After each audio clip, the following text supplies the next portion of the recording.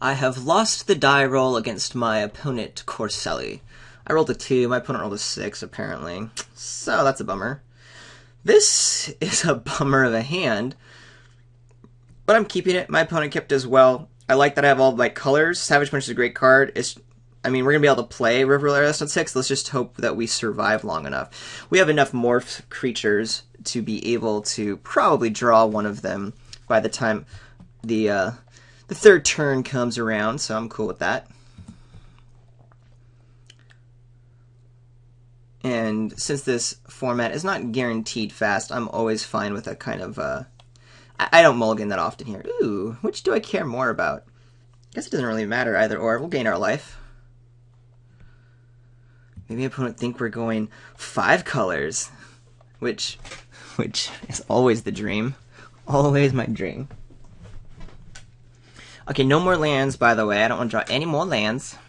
I'd appreciate no lands. I have all the lands I want. Roar Challenge, not fantastic, but my opponent's not putting pressure on, so not the end of the world, but I'm presuming a morph comes down here. Oh, hello, Sultai. Is there any are there any specific, like, what you call it, clan rivalries? Like, is Sultai, gosh, I got all my lands. I don't want any more lands. I'm just going to keep playing out all my duels, since they come and play tapped. Opponent may not think I care about this morph. I really need a creature. What's the thing? Oh yeah, like, are Teamer and Sultai, like, more enemies than others? Or are they just all feuding equally? I don't know. I don't pay too much attention to that kind of flavor. I do love me my flavor, like Savage Punch, Bear Punch, those are cool things. I like flyers, those are cool things. But most of the time when I pay attention to, like, the real backstory, it's more actually in an effort to learn the design of the backstory and how it relates to the mechanics of the cards, which I think are relevant. This is a great draw.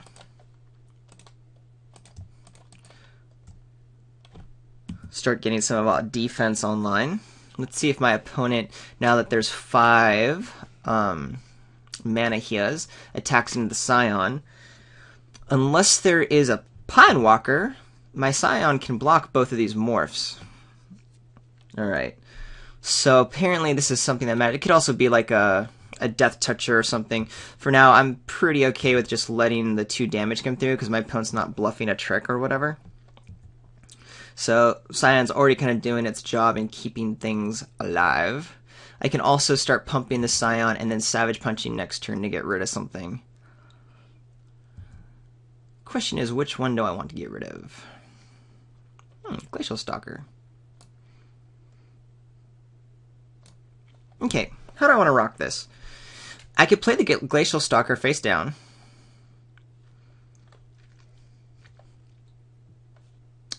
I think what I want to do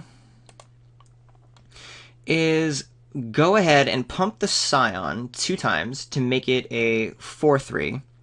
That will allow Savage Punch to get it back up to 5 toughness, and we'll take out this morph. I definitely don't want to target the morph that attacked, even though it might be big enough to survive like a normal block from Scion, because if it's a Ruthless Ripper, you know, the Death Toucher, that's bad. This morph I'm assuming is the worst because it was first play. That just tends to happen. So we're just going to play the defensive game here. I do kind of waste a mana here, but I'm not super worried. We're just using a removal spell to start cleaning up this board. You and you. Oops, I probably shouldn't have done that. I might have wanted to keep that blue open in case for some reason I cared. Opponent does have 2 mana available, but there's, aside from a Force Away, there's not a whole lot that would get me. Problem is, Force Away would be really bad in this spot. Normally just be a 1-for-1. Abomination Duel is gone, that's good. We don't want them flyers around at the moment until we get our Aerialist online next turn. The Force Away, you know, trading a Savage Punch for Force Away normally isn't great, but it's not like there would be a Murderous Cut or something that would 2-for-1 me. But against, if the Force Away went out, that would be pretty disastrous, because my opponent would have 3 morphs. I don't think I would have made a different decision, since I really feel like I need to start getting the board cleaned away, and I just don't want to be playing this guy cast down. I have 6 mana now. I can just hard cast these guys pretty effectively.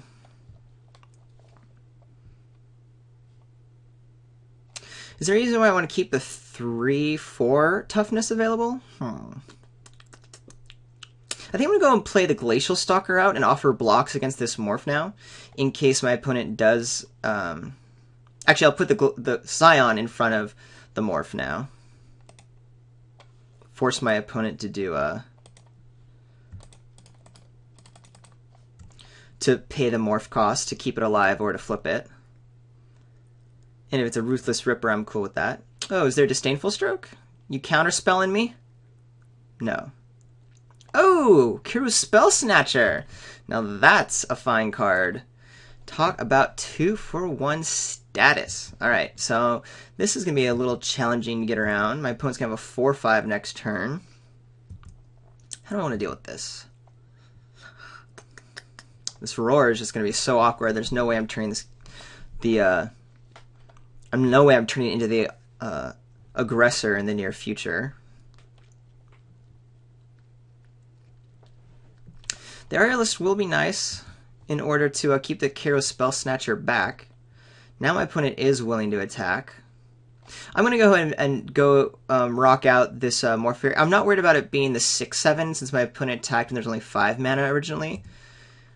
We're just going to start preserving our life total. It could be a Ruthless Ripper, at which point, like, I'm fine if they trade. It could end up being, like, you know, a 4/5, and then everyone just stays alive. It is a Pine Walker. I called that earlier, but I didn't think my opponent had it. Interesting. Alright, well, then I completely lied, and I'm now getting blown away. Gosh, there's a lot of Pine Walkers in this draft. I have 2 of them. And my opponent has 1. Good to know. Good to know. Let's see. How do I want to handle all this?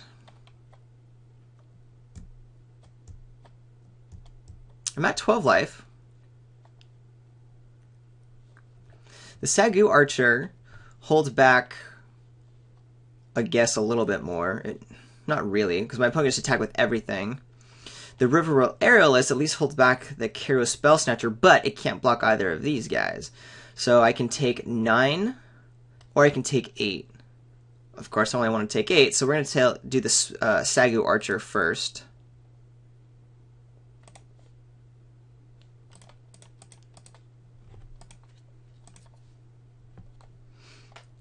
The idea being that my opponent will probably just attack with everything. I can block the 4/5. My opponent has 4 cards in hand. Jeez, there's got to be something that gets me here. Take 8, and then maybe get the Aerialist online.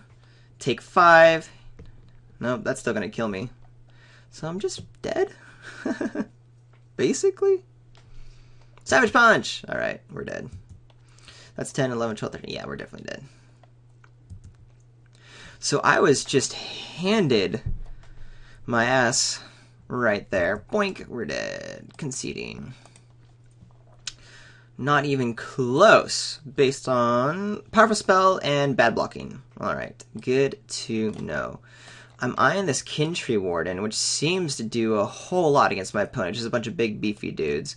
I did notice that Abomination to Duel was a thing. Force Away, kind of a thing. My opponent's doing a lot of the morph stuff. My opponent can kind of like sink in some mana to morph so we can bounce. Spell Snatch I have to be careful of, but that could also get us back a creature that my opponent has then spell snatched, as it were. I think that's all I care about. My opponent's not super aggressive. We just got a little behind based on my keep, admittedly. So of these guys, what do I want to get rid of? I think this boon now I don't care about. My creatures actually pair up pretty well against my opponent's creatures, and I think the Force Away is going to be better in this instance. My opponent does have Savage Punch. We haven't seen Force Aways. Force Aways get better against my opponent's Savage Punching. And our guys are big, and we have a Ghost Fireblade and Crater's Claws in hand. Do I want a Kintree Warden over one of my other duders? Sagu Archer just blocks for days, as does Kintree Warden. This has more mana to sink into. This costs more later, but I like that it has reach against an Abomination. Monastery Flock actually does a lot of work against my opponent at 0/5. Sure, there's a Pine Walker online, but all the other big beefers it can block with flying as well. Do I care about Roar of Challenge? Yeah, I still like it. I have enough ways to get Ferocious Trigger that it should pretty much eat a dude or two and get a bunch of damage through on the play. Yeah, I'm not gonna play the Kinchi Wardens then, even though they are good. I think the rest of my deck is also good on the matchup here. I do want to play first. First person to 5 mana on the flip morphs is gonna win this guy. This is a bit awkward. Still going to keep. I already mentioned how I really don't like to mulligan. And at 18 lands, we should draw a 3rd land. All of our things are morphs. Just all of them. We start with the forest in case I end up wanting to play, if I draw an island and I want to play the Ice Feather Aven early.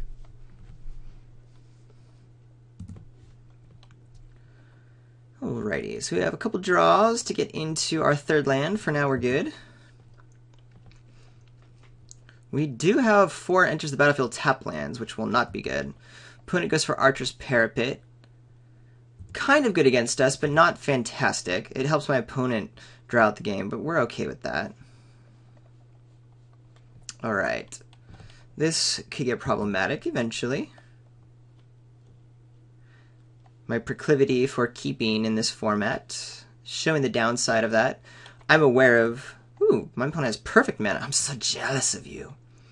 I'm aware that that's the downside of when I... Oh, an Ascendancy. How interesting. Turn 3 Ascendancy is always very powerful. Land? No land. I'm going to ditch one of the Aerialists because as soon as we get a land, at least everything else we can cast. Could do the Witness of the Ages, but again, it's just, we have so much late game anyway, there's really no reason to keep 2 Aerialists around. Here my opponent gets to start sifting through. We haven't seen anything that makes me super scared by this in terms of delve cards, but if my opponent has this deck, we could probably assume that Dead Drop is a possibility, and my opponent never really had a strong reason to cast that last turn, and my opponent had cards second hand, so maybe that was something that was happening. Dragon Scale Bone we didn't see. Good to know that that's there. One of the things that could have got me while I was tapped out and I was blocking, which was a bad block anyway, against my opponent's Pinewalker, or just the morph that was coming in, the 2/2, this could have eaten. So another good reason, another example of why that was a bad block. Disown Ancestor. Alright, my opponent's just like, let's go late and get big. Which does mean my Savage Punches and Bounce Spells will be good. I'm just not too confident that I'll be able to get there in time as my opponent progresses the board really nicely. And I'm just stuck with another dude. Alright, what am I more likely to care about? This is a 4-drop at 3/3, which is nice if we're just looking for something to do as we draw into lands, because everything we have is kind of not that. I think now I do go ahead and kill the Witness of the Ages over the Abomination. Abomination could be one reason we get, through this game. It could just be a 2/2 that we trade off, don't know. But my opponent's going to have 5th land next turn, so we're just going to hang out here, doing nothing all day.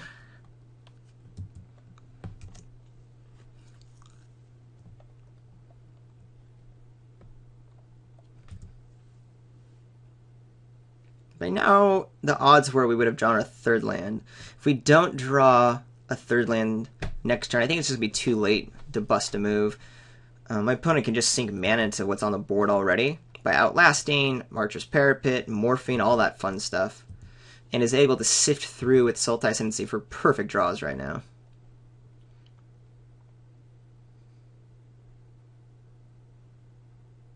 Ooh, and a Sagu Mauler?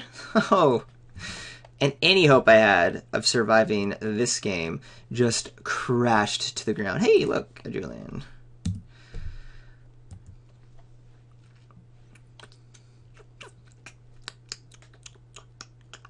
So I'll take 6 this next turn.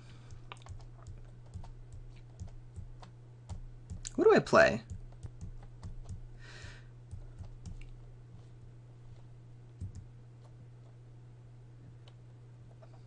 I don't know. If I was my opponent, I mean, my opponent could just keep progressing the board out, but I'm so far behind. I know it's like good to just kind of, close out a game quickly when your opponent's mana screwed as I am right now, but my opponent has such great mana sinks right now. Like, just deal me 6 a turn, 7 a turn with the Parapet, and get the Disown Ancestor online. That's what I would be putting my mana into, to be honest. Just because why not? You get to build up your resources with your Ascendancy and pick through it all. That's kind of nice. I don't think there's a whole lot I can do. I need to somehow get the Sagu Mauler off the table. I don't think I can take a turn to not play something.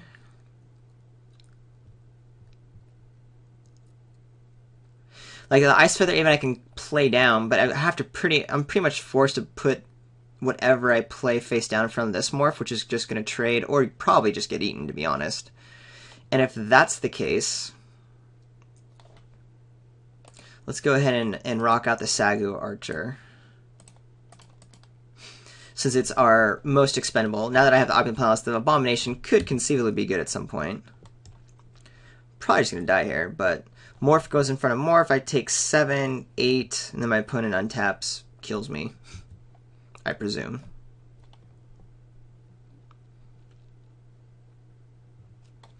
My opponent gets shy and only attacks with the Mauler.